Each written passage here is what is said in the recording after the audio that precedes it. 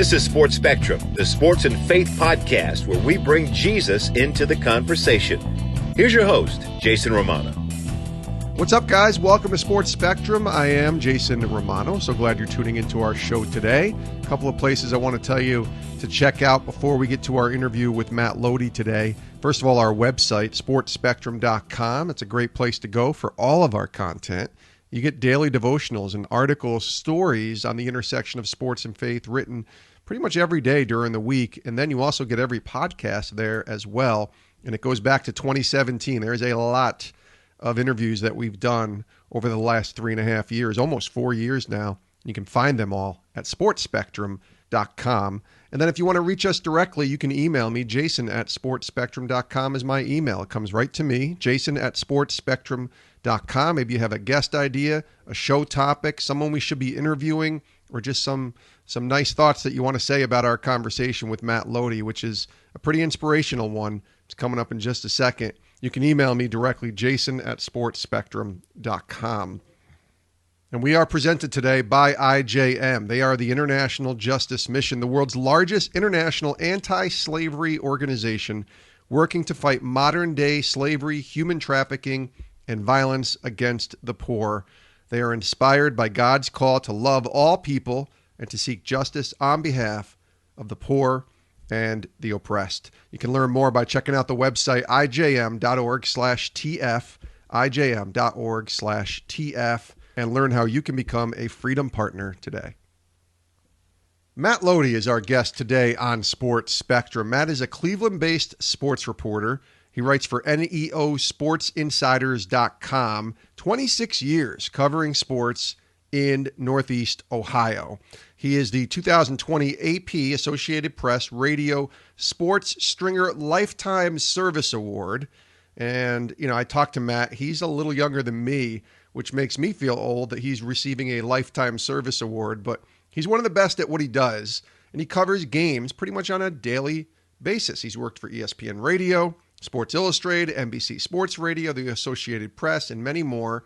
And Matt and I go back to ESPN Radio 2001 when him and I were working together on ESPN Radio's game night broadcast. And I would call Matt and hire him and let him know that we want to have him basically be a stringer for our show that evening covering an Indians game. Matt would call in once an hour for about 3 hours and update us on the game. Sometimes he would even get us a guest to talk to. So that was Matt Loede's job back then, and he's done this as good as anybody for the last 26 years. But this conversation is a lot less about Matt Loede, the sports reporter, and a lot more about Matt Loede, the fighter. A couple years ago, in April of 2019, Matt was diagnosed with cancer, stage 4 lymphoma. It's a blood cancer, and he's been battling that and continues to battle that up to the time of this recording, 20 chemo treatments, and he's fighting. But he's also trusting in God, and his relationship with the Lord has been an anchor for him. And we talk about that relationship with God, that relationship with Jesus, battling cancer, and the fight that Matt Loede is putting up right now. It's truly inspiring, and I hope it encourages you as you listen to our conversation today with Matt Loede, the Cleveland-based sports reporter. He joins us here today on Sports Spectrum.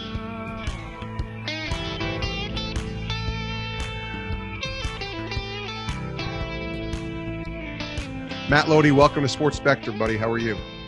Jason, thank you so much for having me. I appreciate it. Yeah, this is good. It's funny, when I was talking to you offline, and I remember this, when I first spoke to Matt Loede, and I remember we connected on Twitter more recently, but I said, I know that name, and I went back into the archives. It was probably 2001 when I was producing, I was early in my ESPN career. I was producing a show called Game Night on ESPN Radio with Chris Moore and Chuck Wilson. And we would often have stringers and reporters that would provide us updates from the different games around the country.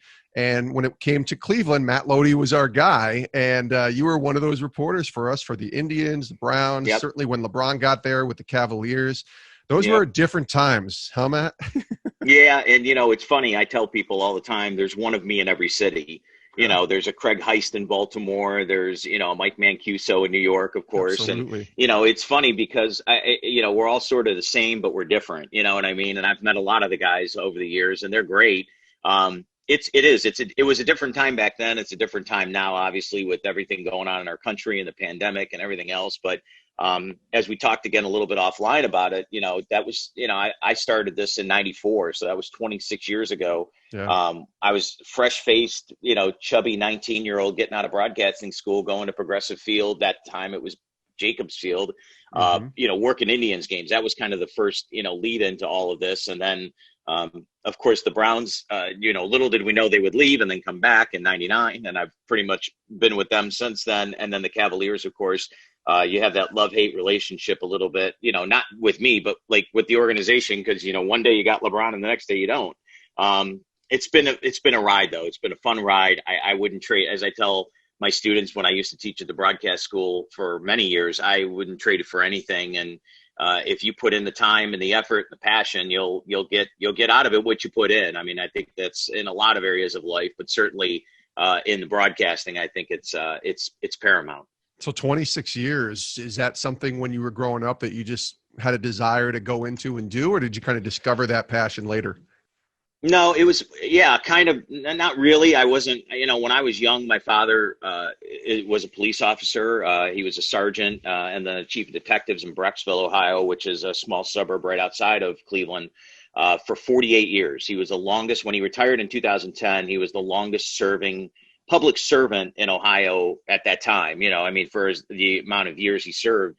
And I always wanted to follow in his footsteps and get into, police work. And, some things just didn't pan out at that time and whatever. And when I was in high school, as a freshman, I joined as a freshman, I joined what was called the AV club at the time, Sure. audiovisual club. I mean, I would talk about, nerds or us. And at that point, they let us do the starting lineup announcements for basketball and videotape football games and stuff. And that's kind of where it started. And when I would do announcements for like morning announcements and starting lineups and stuff like that, everybody's like, wow, you got a great voice. You should do this for a living, blah, blah, blah. And I just was like, okay, sure, whatever. And by the time I was a senior, I had a little more vested interest in it. And then one day, after I graduated, I saw a commercial for what's called, the Ohio, well, actually now it's called the Ohio Center of Broadcasting. At the time, it was the Connecticut School of Broadcasting. Why Yes. Connecticut? I don't know why they picked Connecticut. I have no idea. Even to this day, I don't know why. Yeah. But I was like, wow, that's kind of cool. I didn't really want to go to college and waste my parents' money on just taking remedial classes and trying to find myself. Military was an option, but I had some physical issues I couldn't, get past for that. So yeah, I went to broadcast school and as they say, the rest is kind of history. You just sort of, as I said, when I got into it, I realized how much I loved it, and again, I just really enjoyed it and had a great time with it. And it was, it's been a blessing. As I said, it's a passion. And this, Jason. I mean, again, if you get into this halfway, you're just not going to make it, No. and especially nowadays, even, as I've told my students over the years, with the amount of opportunities out there, and somebody say, oh, radio is a dying medium. And, you've got more things you can do right now than ever before between podcasting. You've got all the social media, the YouTubes, the Twitches, the snitches. I don't know. You've got so many different things. But, again, if you've got a passion to want to do it, it'll happen. You just have to put in the time and effort. Some cases you got to get lucky, but a lot of it also is that relationship building. Like even with just like me and you, I would have never met you had I not seen you on Twitter and followed you a little bit. And I always remember going back, you were doing like a Periscope. I remember this. You were doing a Periscope. You were sitting on your front porch with, I believe it was maybe your daughter or son or one of your kids. And I asked you, I was sitting at an Indians game on a Sunday afternoon, and you were just answering random questions. And I asked you what your favorite Bible verse was. Yes. And you answered it. I was like, wow, that's cool, But I mean, my point being is that you don't know where relationship building is going to lead to in this business. And, it's, I've always heard this. It's not what you know, it's who you know. Sure. And I tell students all the time, you start burning bridges, man, it's going to be tough, But so 26 years later, I can't tell you how many great relationships I have with people. And it's, like I said, it's been just such a blessing to be able to get to know people on a personal level. And certainly throughout this health ordeal, it's been, again, it's been amazing to get cards and letters and phone calls and texts and all that other good stuff. That's good stuff there. He is Matt Loede, and he joins us here today on Sports Spectrum. I want to talk about the health issue in just a second, but Sure. Your faith's important to you. And, you know, I think you work in a business where that faith can be hard to live with and Sure. and live out, I guess, because you're in a world where faith isn't really at the forefront in a lot of cases, especially with the work that you and I have done in the past. Right. But walk me through that journey real quick and what that was like to become. I mean, did you grow up in a Christian home, or is that something that kind of happened later? Mom was the driving force when we were young, dragging us out of bed at 8 o'clock on a Sunday to go to Sunday school at 10 and, stuff like that. We were raised I was raised with 3 older brothers and my dad, of course. My mom and dad, they're still together after 58 years now. But Mom was the driving force. Dad was, a police officer. He played softball on Sunday mornings. He was, working on Sunday mornings. Just wasn't into it. They were actually, my mom and dad were both raised Lutheran and met in a Lutheran church. They were Sunday school teachers at Parma Lutheran, and that's how they got together. But my mom then converted from the Lutheran denomination to Baptist around 77, 78. I was born in 75. So I remember as a 5-6-year-old going to church and her reading me Bible stories and stuff. And I was saved at a pretty early age, probably around 6 or 7. I remember, trusting Christ as my savior at that age. And, sort of, as I said, sort of being a little bit more involved. But then just like everybody else, when you get in your teenage years, you sort of fall away a little bit. Not necessarily never not believing, but just sort of not being involved with the church, not being involved with Bible reading and scripture reading and all that other stuff. And then probably when I was about 17, I sort of rediscovered my faith a little bit, and it sort of led me through some waters, at that time. And I think it kind of led me in the direction of broadcasting and whatnot. So yeah, I've sort of been, tried to anyway, obviously stay on the right path ever since. And, my wife and I are both, she was raised Pentecostal, and, we both now still go to the Baptist church that we belong to. And we have an incredible, I can't even tell you how great our church family is to us. Even yesterday, we just got a card from our pastor, who actually is a really good friend of ours, and was just named pastor last June.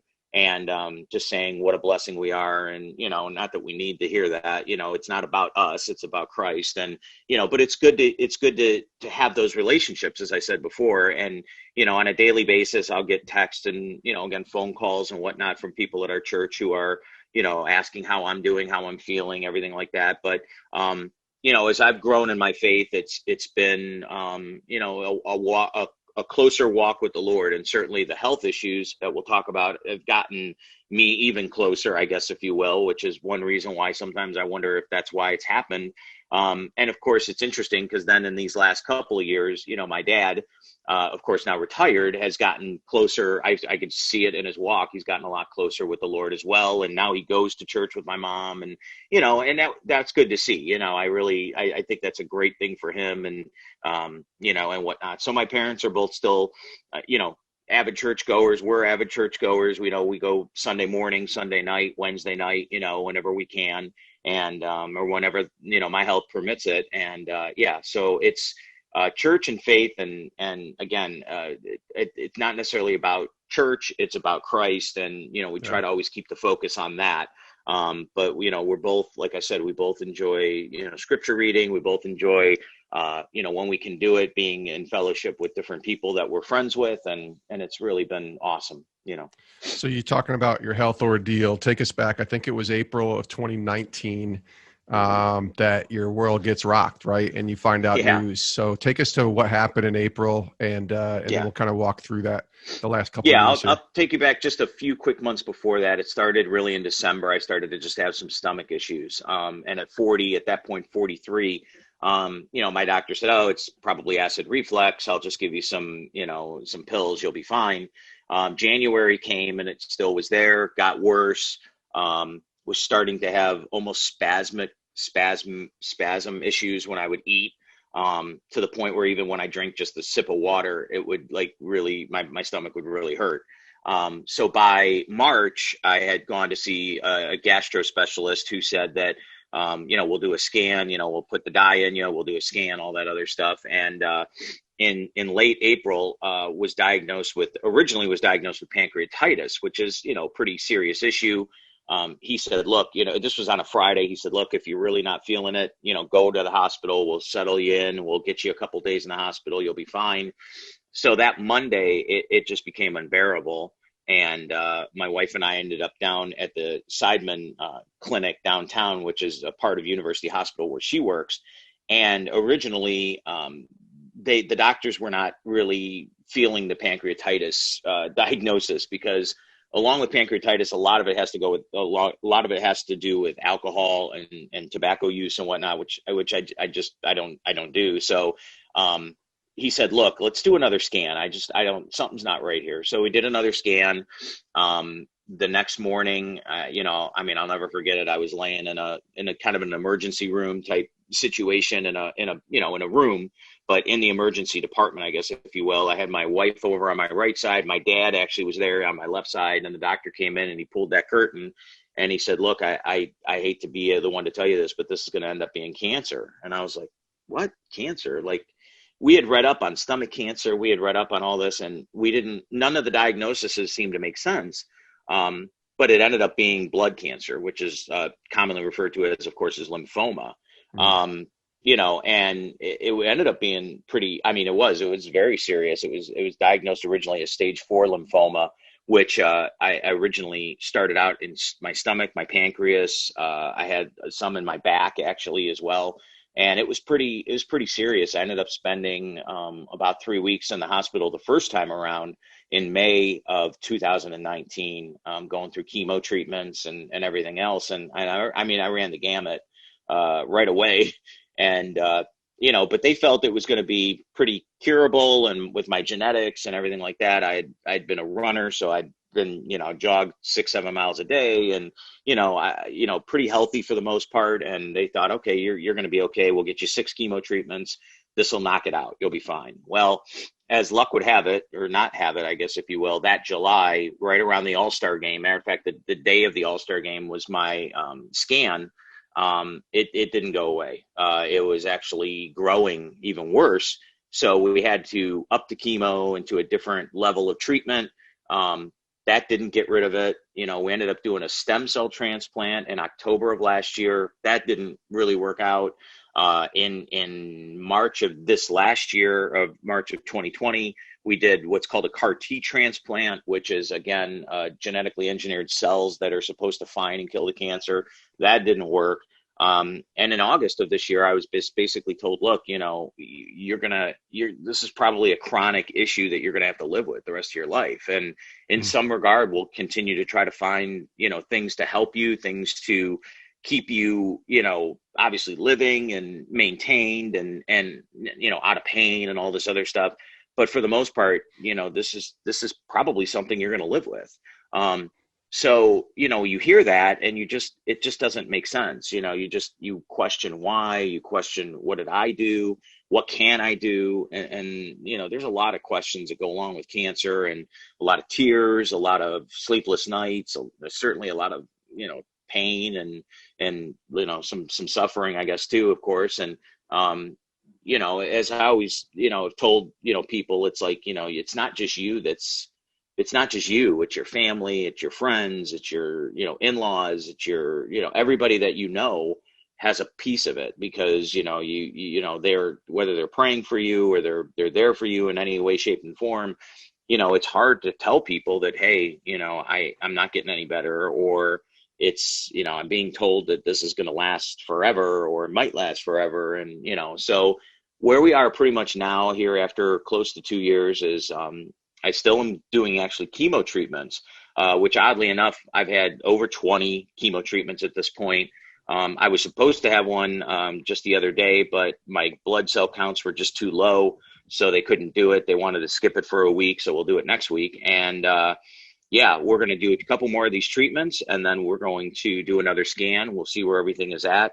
as I told you before we recorded, you have good days and bad. There's days when, physically and mentally you're just not there. And then there are days where you're like, I'm okay. I can do this. I can be normal. And that's, if I've said it once, I've said it probably 1,000 times to my wife in the last 2 years. I just want to be normal again, Yeah. and sometimes you have to, I think, something I've kind of had to come to grips with is sometimes you just gotta realize that they're normal. This is normal. This will be normal. This will be the life that you sort of have to go through. And hopefully, as I keep saying, the pain, the amount of appointments that sort of interfere with your life, I guess, if you will, and everything else, that's just part of it. That's just part of life. And hopefully, through the clinical trials and everything that I'm going to hopefully continue to go through, they will, if it doesn't find a cure, it'll at least put it as close to as remission as we can get, and that's what the doctors had told me, my oncologist had told me is it's very unlikely long term that you'll be in remission, but if we can get you there, we'll get you there. And who knows after that? As I always say, it's not up to the doctors, it's up to the Lord. And if this is the Lord's path for me, then I'll just continue to accept it and try to move forward as best I can with it. Are you able to grow in your relationship with God during this initially, or are you, I've heard stories when people have gone through difficult situations, whether it's a loss of a loved one, whether it's something like yours, where it's a health issue, that they run away from God or they run to God. And even those that have relationships with the Lord and have been Christians for a long time have struggled when they hear it. And sometimes they want to just put a hand up and say, God, I don't want to even talk to you right now. I'm so mad. What was your initial sort of emotion in regards to your faith? It's interesting because I tell people a lot when I talk about the story that, as I laid there at that, in that bed at the cancer center. Well, it wasn't a cancer center at that point. It was just a hospital. And that, that doctor came in and gave me that news. I kind of looked at my wife. I looked at my dad. And I literally had in my mind 30 seconds to decide, what are you going to do? Wow. Like what, how are you going to fight this? Are you going to fight this? Are you going to cry? Are you going to, what are you going to do? And I decided at that point, like, I'm not gonna let this beat me, number one. And number two, as my wife started to tear up and my dad just sort of had this, ashen look on his face, if you will, I said, I've worked too long and too hard and worked not only in my professional life, but more so even with my faith to allow this to be, something that stops me from moving forward, and it's not every day that I feel that way. Now, mind you, I mean, there's been a lot of days where I've said, Lord, why? Like, what are we doing here? Like, what's the plan? I mean, what's the long-term why, and I think, as I said, it's interesting too, because at that point, I had such a strong church family, which I still do to this day, that it's almost, they wouldn't allow me, within a day I had people visiting me. I had cards and letters and, calls and texts and everything. And it was almost like, if I wanted to run away from God, I really couldn't get very far. I don't think, not that I really ever did. I was steadfast in believing, that this was happening for a reason. And I could either, crawl up in a ball and just cry and, let it overtake me, or I could say, hey, this is the hand I've been dealt right now. I can continue to fight. I can obviously continue to try to inspire others and, be a light and be salt, and all that other stuff, that you hear and you read in scriptures. And that's what I decided to do. I didn't ever want to, I don't think I ever wanted to run away from the Lord, but of course I had questions like everybody. I don't know anybody I don't know how you couldn't have a situation like this happen in your life. Like you said, lose a loved one, get sick, something like that, where you just say, okay, I'll just accept it and move on. No, I mean, everybody says why, and again, as I said, I don't think there's nothing wrong with that. I know there's nothing wrong with that, because I think the Lord, that's part of the way that he wants us to reach out to him is through trials and tribulations to make us stronger. So I knew early on that, like I said, I had a choice to make, whether it be, like you said, get closer get further away, Lord, I don't need this right now. Just leave me alone. I was always under the impression of, okay, this is a trial. This is going to be some dark, deep waters, but I'm going to fight it. And I know that the Lord has a plan, even if it's my mortality, even if it's death. I mean, there's a plan, and I've talked with my wife about it numerous times. I mean, we were just away at on a little vacation over the weekend, and it seemed like it came up often, and I would say to her, like, I don't know if long term I'm going to make it. I have no idea. She keeps saying, oh, it's going to be 40 years, we're going to be 40 years, the two of us. And I said, I hope so. I don't want to go. I don't want to die. I don't want to go anywhere. Sure. But I don't know. I mean, none of us do, of course, but when you're told that your mortality is sort of in the, what would you say, like kind of in doubt, I guess, if you will, because of a disease or because of sickness, I just said, no, I don't want that to be my end, but, I have to be, I have to do what the doctors say, and then try to, hopefully the medicine and, all that other stuff will eventually work. And the trials that I'm going through, as far as the clinical trials and everything, something will eventually get to this cancer and knock it out. Like my wife has said many, many times over the last 2 years, my cancer is very stubborn, much like her husband, so, I just hope that, like I said, I think at the end of the day, I just want to be, kind of an inspiration a little bit. I'm not an athlete. I'm not an entertainer or a rock star or anything like that. I don't have the reach that a lot of people do, but I, just in the little bit of social media that I have, and, the reach that I've had here locally over the last 20 plus years, I'd love to be thought of as somebody who has been able to at least, inspire other people. And I've heard that from a lot of people, and that's a great feeling when you get a text or not necessarily text, but a tweet from somebody you never even met. And they've said, I follow your journey. I love I love your message, and, you've inspired me. And, that makes you feel good. And it makes you feel like you've done something right, whether it, and again, never have did I ever think that I'd be in this position at 45 years old, but this is the position, and you just keep going. Quick break from our conversation to tell you about IJM, the International Justice Mission, sponsors and partners with us here at Sports Spectrum, believing every person deserves to be safe and free from violence. The International Justice Mission, partnering with local authorities to rescue victims of violence, bring criminals to justice, restoring survivors, and strengthening justice systems. They are helping to protect IJM as more than 150 million people around the world from violence and oppression. But it's work that they cannot do alone. They need your help. They need our help, the help of Freedom Partners, some of IJM's most loyal partners in the work of justice. And their support of $24 or more each month helps survivors of slavery and violence from the moment they're rescued until they are fully restored. You can join the fight right now to end slavery in our lifetime by visiting the website ijm.org/TF to become a Freedom Partner today. ijm.org/TF.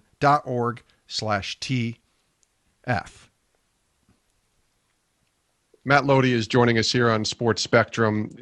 I think, too, when you go through a trial like this, you sit there and you might say why, like you said, and you ask, and I've never obviously gone through something like this, but I wonder, you realize that this is also an opportunity to tell people about Christ. Have you seen that and be able to be that light and to be that person that can say, hey, you know what? This is what I'm dealing with, but there's a God who loves us so much, and you can point people to him. Have you seen that? Yeah, absolutely. It's interesting because obviously in following you as somebody who has been in broadcasting for, a number of years, and watching how you've gone from, the secular world of ESPN and other networks to, kind of a faith-based, thing like Sports Spectrum, I have a lot of respect for that. And also the fact that, you've never been one to shy away from a Bible verse or, a message on a Sunday morning. Usually one of the first things is, I'm sure a lot of people do when they get up in the morning, it's check their social media and whatever. And I've always enjoyed, kind of following you and seeing, whether it's a verse or whether it's something inspirational or whatever. Yeah. And I will be honest, I think people in our field do shy away from it. Absolutely. They'll talk to you quietly behind the scenes about it, but they won't they won't go on Twitter and put up a whether it's just a John 3:16 or something similar, you know what I mean? And I'm sometimes I'm wondering, as I'm sure you do too, like how serious is your faith if you're not willing to at least expose it to others? And as I said earlier, it's kind of like I had a choice to make when this diagnosis came down. I could stay quiet about it and just fight it on my own terms and tell the people that I want to tell about it, and that's it. Or I could expose it and sort of, try to along the way gain some, whether it's followers or not even followers, but try to just help people or maybe share a verse or whatever it might be along the way, and hopefully people will respond to that. And it has been inspiring to see people respond to it in a positive light. I mean, sometimes you'll get your once in a blue moon person who's like, oh, you're praying to your fake God again or whatever. And listen, I would pray for those people like I would pray for anybody, because you know what, that's a shame, in my opinion, to see that. And but for the most part, I'd have to say probably 95% of it has all been very positive. And like you said, it is hard in our field because we're in a very secular field that's like, look at me, it's all about me. How many followers do I have? How many likes do I have on a tweet? All that other type of stuff. And it's not always about that. It's not. And we have, and I think, and I've been guilty of it like anybody else. We tend to forget that. We tend to. Sometimes I think we get involved in our own. We get involved in our own self too much, and we sit there and, oh, look at that, I got another 200 followers, and, people are telling me how great I am and everything. And it should be about Christ, and it should be about spreading that message. It shouldn't be about, look at me and my followers, or look at me and what people like me and everything like that. Because at the end of the day, sometimes you're going to make people upset with what you say. Especially if you're doing it, for the cause of Christ, because it's like how Paul did it back in biblical times. You know what I mean? He wasn't exactly well liked, so, Yep. In a way, it's hard to, be careful if you're going to put yourself out there, faith-based wise and biblically and everything else. But on the other hand, you got to remember, you're not doing it for you, you're doing it for a cause, and that cause should always start and end with Christ. It shouldn't be with you.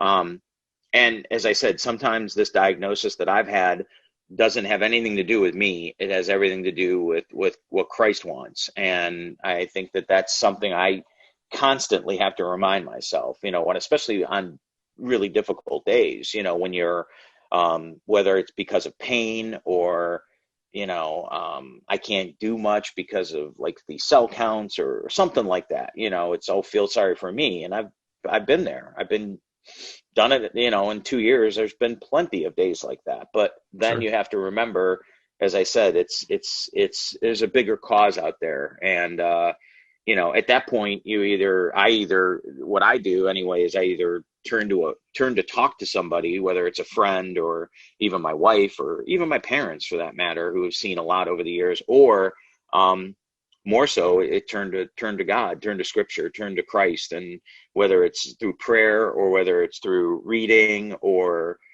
something like that, try to get back to what's, grounded you in the first place. What was it like trying to, because I know for you covered games this year. And first of all, Yeah. 2020 is just weird as it is anyways with the pandemic, but Yeah. you were battling this thing, and yet the normalcy, as you mentioned, of covering sports and getting back to your job, that was important for you, wasn't it? Yeah, it was. I actually had Terry Pluto, who's a great columnist here in the Cleveland area, has been around forever, has written a ton of books, is a great friend, a great Christian, does a prison ministry on Wednesdays, is very, writes a faith column in our local newspaper on Sundays. He wrote an article about me last July, I believe it was. And, he talked about, the importance that I had in my own mind of being able to be at games again.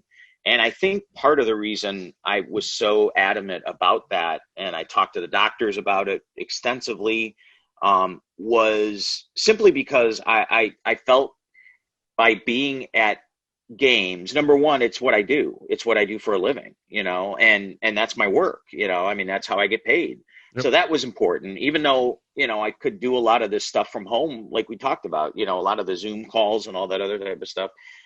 But physically being there and being around the people that in your field that, respect you and you respect, and, and just, all that other type of stuff. I felt that was just a part of being, being able to show that, I'm going to beat this eventually. And, I can still do this, and again, there's been a number of days where it's just not happened because of how I've either felt or, what the doctors have said or whatever, or because of treatment or because of appointments or whatever. But when I can be there, or when I can show up at a game or work a game, I'm going to do it, and that's kind of, I've kind of said that from day one. I mean, I think I was in the hospital back in May when I first got diagnosed. And one of the first things I probably asked my oncologist was, when can I start working again? When can I start going to games? Yeah. Whether it was after a transplant, a cell transplant, or whether it was after some sort of, a scan or whatever it was like, all right, when can I be around people again? When can I go to games? So to me, it was ultra important to be able to have almost milestones to work.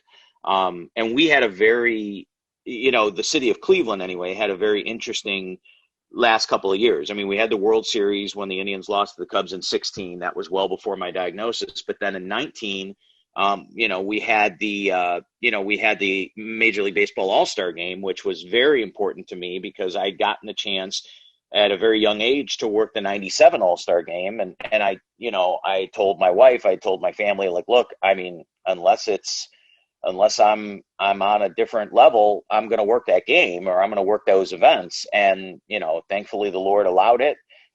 It was interesting because I got sick literally at the All-Star game, to the point where I was in the hospital, I think like within a week of it, getting more chemo.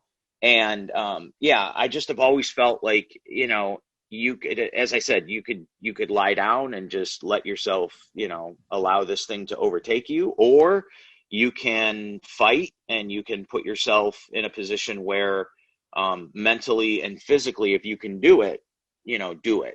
And I've always said, listen, I'm not any better than anybody else. I totally understand if you're in a position where, you unfortunately physically can't work, or can't, if you have cancer and you have, your doctors say, look, you can't do what you do for a living anymore. That's got to be hard to hear. Matter of fact, we have a very good friend in our church who, is on disability because he can't, he did more of a physical job. I think it was that he can't do it anymore. And, it's hard. That's very difficult. But for me, because of the job I do and because of the ability to be able to be there, I always wanted to make it a priority to be there, and I still will. I mean, I'm already looking ahead. There's some things coming up. The NBA's announced, of course, that, they're going to return, and I'm planning on working some Cavalier games whenever that starts up again. The Browns, I'm kind of taking the year off because it's much more easier to get stuff via the Zoom stuff than it is even to physically be there. But come next April, hey, when the Indians are back, I mean, Lord willing, I'll be there, and I'll work as many games as I always do. And that's just what I do, and again, there's no magic formula. You just, as I said, and I'm sure there's going to be days where I'm going to be like, I'm going to work. And then you get up that day and you're just like, I can't physically do it. Sure. But you hope that those days are far and few between. So yeah, to me, I think it's a mental game. It's a physical game, but it's also, it's what the Lord allows. And there's going to be days when he's just going to say, I'm sorry, you're going to have to shut it down. But there's going to be days where I'm going to be there and I'm going to work like try to be as normal as possible. As we wind down, Matt Loede, thank you for being here on the show. This has been thank you. Awesome to have you and to share your story. What's the Lord taught you and shown you most recently? What's the great lesson that the Lord is teaching you right now as you battle this cancer, as you fight through all of this 2020 that we've been having to go through this incredibly crazy year as we wind down the year and as we wind down the show. What's the great lesson the Lord has shown you? I mean, I think patience is a big, a big barometer of this, because, as I said, the original diagnosis was I was supposed to have my last chemo treatment on my wife's birthday, which would have been August 22nd. And in July, when, right after the All-Star game, as I mentioned earlier, when I was told, it's not going away and we're going to have to go a different route. That was the first time that we were hit with a setback. And since then, it almost seems like, sadly, every time we get close to, I wouldn't say a finish line, but we get close to a mile marker that's, hey, you could take a break a little bit, no chemo for a while, no, I had radiation, stuff like that. Every time we get close to what I almost is like a milestone, I get hit with a setback. And it's hard. It's really, really hard. It's not something that's, it's not something I thought was going to be that way. I thought, again, this is going to be a quick, I don't know if that's the right word to say, but I thought this was going to be very curable. And I was told it was going to be, the percentages were all in my favor. So anytime that I've heard those, numbers and everything like that, I've always thought like, okay, that's good. But I've never really leaned on that, because I think the Lord has always been like, look, I'm in control here, not you. And I've always sort of, sometimes I think, we get those messages and we immediately assume, the human side of us, we get a percentage, or we get a, you're 85%, that it's going to be, the cancer will be gone or whatever. And it doesn't go away. You're like, well, how could that be? But then we have to remember, like, look, again, the Lord is the one driving the car here, or running the, flying the plane, or whatever you want to say.